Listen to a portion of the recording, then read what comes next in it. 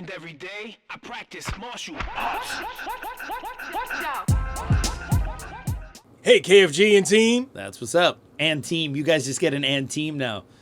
A follow-up request on the last Q asked. I guess he asked the question before. Yeah, I think he's a regular. History of Wing Chun. Oh my God, here it goes. While others may be more qualified to speak about it, you said very few have your oratory skills. What? I don't know about that. All right. Ooh. All right. I'm just saying. No, are you confusing oral skills with oratory skills? What's up with him going, ooh? No, Dre, I think you don't understand what that word means. No. Take it easy, everyone, all right? Take it easy. Speaking skills. Yes. That's what it means. Was that the question? That was the question. History of Wing Chun. All right. With my oratory skills. Yeah. So I have to say, the thing that everyone hates... No! Me saying. I'm like the least qualified person to talk about this, first of all. Because you were not there? Because I wasn't there. Unlike the other Wing Chun experts, there. the other Wing Chun historians. We thought you were there. Yeah. There are other people out there who purport to be Wing Chun historians. The problem with Chinese martial arts history, and I've said it before multiple times on this podcast, and I'm almost at the point of being repetitive now, is that it's just a cacophony of hot nonsense. It's a steaming. It's a steaming garbage dumpster fire of hot nonsense. All right. Imagine how that smells. It smells like New York on a hot summer day. Damn. All right. Everyone from New York knows what that smell is, right? They put the garbage on the street. The garbage gets hot. The garbage leaks. You walk by. Yeah. You just, There's nothing like Chinatown, Manhattan, Chinatown on the hottest day in August. All right, that is basically what Wing Chun history smells like. All right, that's it right there. There you go. All right, and the problem is that there's so many issues with Chinese martial arts history in general, and Wing Chun history in particular. One, we really don't have any written records. Okay, now I know that Hendrik Santo came out with some documents that he found, especially about the early origins of Wing Chun or whatever. Like I don't know about the veracity of all that stuff, right? Okay. And the problem is that we don't even properly recall the recent history that well. I mean, even if you start telling stories about the time of Yip Man in the 1950s and 60s, there are already discrepancies about those stories, about dates, about who was involved, who wasn't involved, who learned what from whom at what time or whatever. And we're talking about, this wasn't even 100 years ago, all right? And that is still in essentially trackable recent history. And there are photos of Grandmaster Yip Man, and there are a few people left who were around at that time. Okay. And there's more reliable stuff for that. And even that is not accurate. So how are you going to say with any kind of certainty about what happened with Wing Chun in the 1850s? You cannot even get the story of the 1950s straight. Okay? And I say that without being sarcastic or trying to be funny. You cannot accurately tell what happened in the 1950s today in 2022. So get the F out of here with you speaking with authority on what happened, what the exploits of Dr. Leung Jan was in the mid-1800s. Get the F out of here, all right? Because you cannot make those claims. What happens is people hear these histories from their sifu or their sigong, and of course they like their sifu or their sigong because their sifu or sigong is a swell guy. That's why they're learning from them. So of course there's something, it's called a liking bias, all right? If you like someone, you're way more willing to accept what they say uncritically than you are from someone that you don't like. So when it comes to the oral history of Wing Chun, everyone has heard that story from someone they like, i.e. their sifu. So you automatically have to apply liking bias to anything to their own judgment of the veracity of that story. Their sifu told them their sifu's a swell guy, and they don't like that other guy. So they're going to discount what that other person says more because of something called liking bias, all right? Also, you have something called the primacy effect. The first version of something you see or do is normally the one that sticks out in your head the most, all right? So your first time doing something, a first experience you have with martial arts or with anything, is going to stick in your mind and it's going to make a lasting impression, right? So you have to imagine that for anyone who's telling these stories, which have all been passed, this is all oral tradition, all right? You have to overcome the fact that these are mostly told by people who are suffering from liking bias and also the primacy effect of that's the first person who told them that.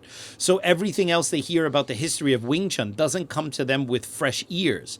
It comes to them through the filter of that first story they heard because it sits so hard in their brains because it was the first one they heard.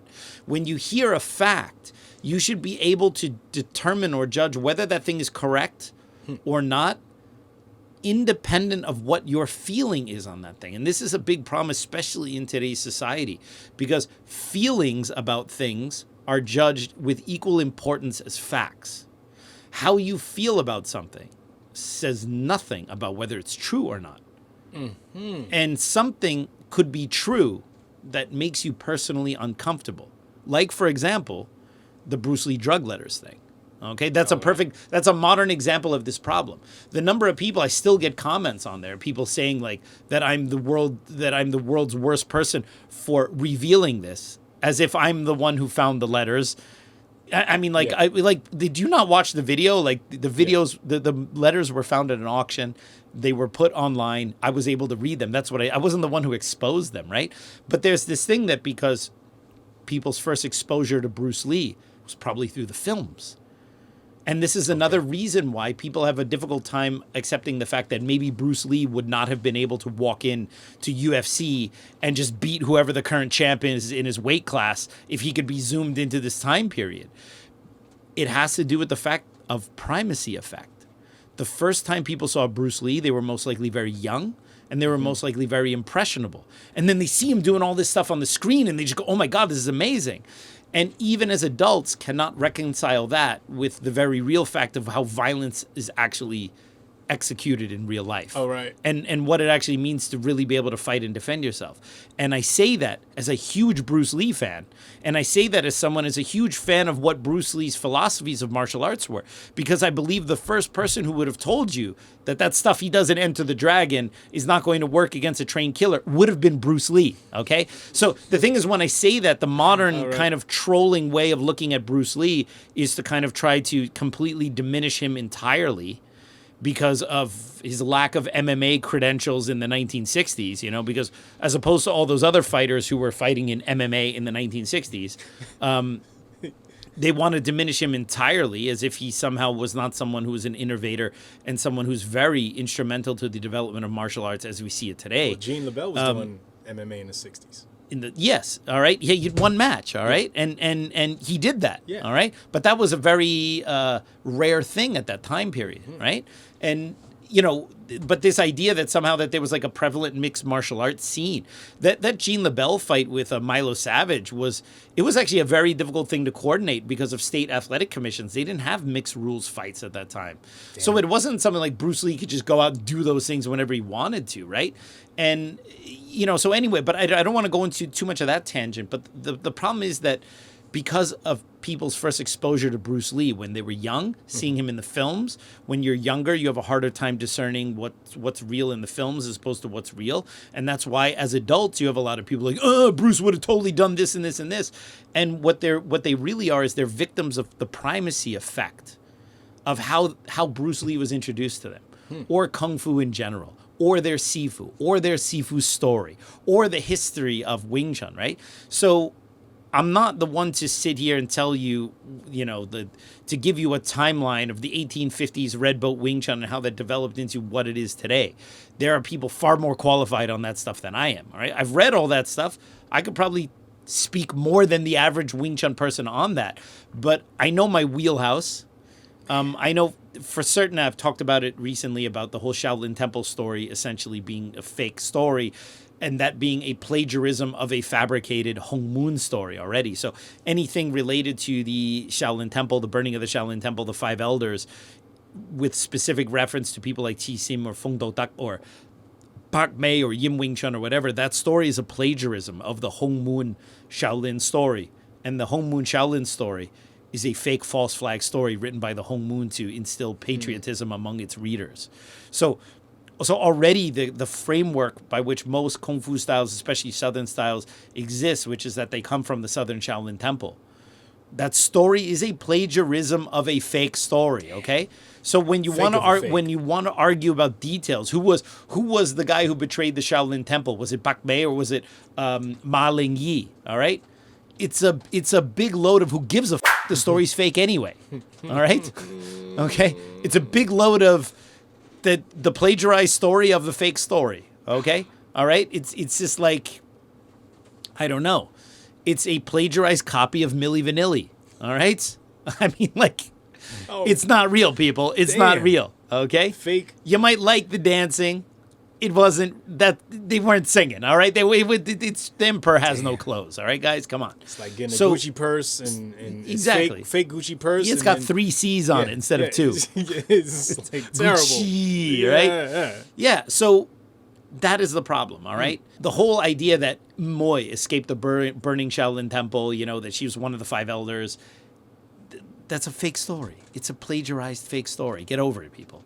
So the problem is you can't start with that as your foundation and then try to reconstruct and fit in details from there when the entire story is not real, okay? So it is... There's coded language in there. There's stuff that was developed by the Hong Mu, and there's reasons why this story came to be, but the story's not true. So you have to stop trying to prove or disprove that the story is fake. You have to rip the whole thing apart and then go, what do we actually know, and how far back can we go? And the truth is, it's not really that far back, and it's all just speculation.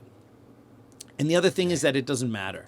Part of, I think, the reason why, obviously I would like to know, it would be great if we could definitively know what the history of our style was. It would be great. I would love to know it. I would be very interested in that. If it had nothing to do with the Shaolin Temple or nothing to do with a female named Moy or Yim Wing Chun or whatever, it wouldn't bother me one bit. I would just love to know what the actual truth is, right?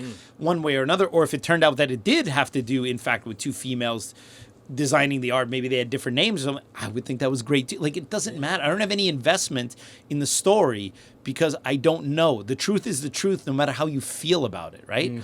And it's most likely the case that Yim Wing Chun and Moy, the 2 females, had nothing to do with the origin of Wing Chun.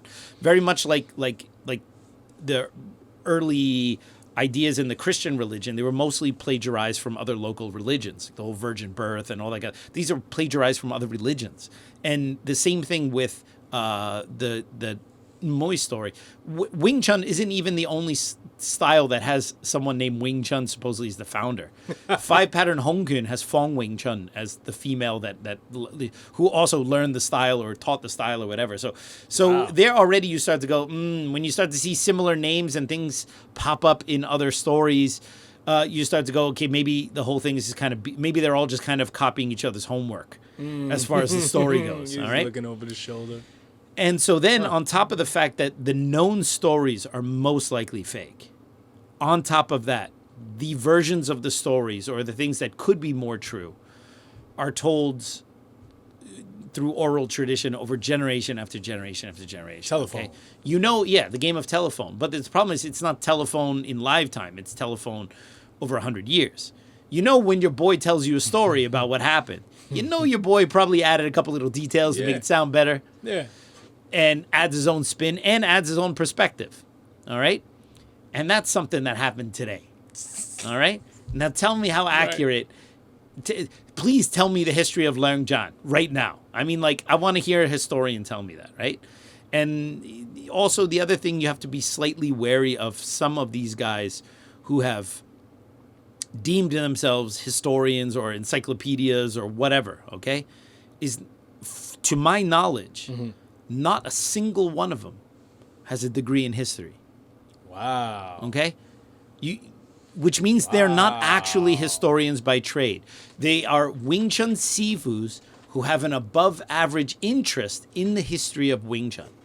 And perhaps they know things that the average Wing Chun Sifu may be more concerned with teaching Wing Chun or the techniques or teaching their students than the history.